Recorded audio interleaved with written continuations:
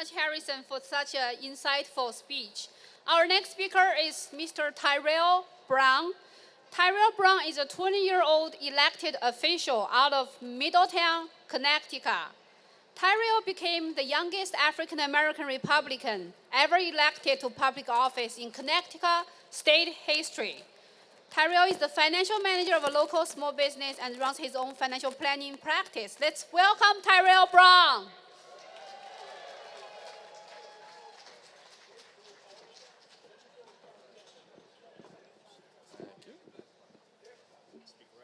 Gotcha. How's everyone doing today? I'm very honored to have the privilege to be here with all of you today, fighting this amazing cause. It's about time that Harvard got rid of their discrimination and gave everyone a fair opportunity to education. I won't be long. I just have a few short remarks regarding tomorrow's court case.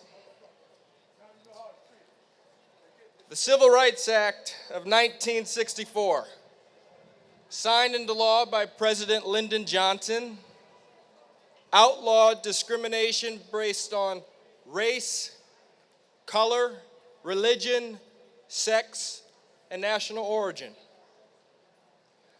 Harvard University is violating that very law. That's right, guilty. Guilty. Accusations have been made that the university uses a subjective personal rating system that hits Asian Americans with a statistically significant penalty compared to other applicants. That's shameful. I like you. It's shameful for Harvard to systematically and categorically rate Asian Americans applicants' personalities as a lack of likability. That is truly disgraceful. Harvard says that they don't discriminate against anyone, that they don't discriminate against any group. But that makes me question, why did they furiously fight for months and months to hide documents? Hide what documents? Documents that found a bias against Asian American applicants. In their internal investigation and their admissions policies back in 2013, Harvard found this bias. They found this bias and remained silent and chose not to do anything about it. They imposed a racial quota system, which include a ceiling on the number of Asian American applicants that were accepted, no matter how outstanding their qualifications may have been. That is a violation of the Civil Rights Act of 1964. SAT scores, advanced placement test scores, GPA averages are all objective pieces of data that should have a factor in admissions decisions. Subjective pieces of data, such as personality ratings, where Asians were rated much, much lower, should not. These are the same type of ratings that were used to prevent qualified Jewish students from getting in 100 years ago. This is nothing new. And to be quite frank, this is nothing less than a modern, politically correct version of Jim Crow in education.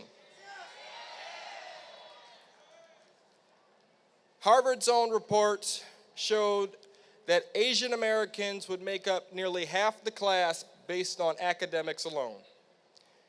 If you were to factor in athletics and legacy admissions, which Harvard does prefer, they'd make up about 31.4%. So we must ask, why are Asian Americans being kept low?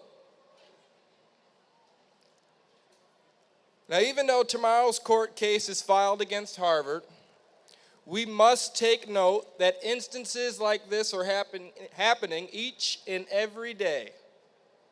at universities all across this great nation, where they say they are fighting for diversity and giving everyone an equal opportunity, but in reality are fighting injustice with injustice.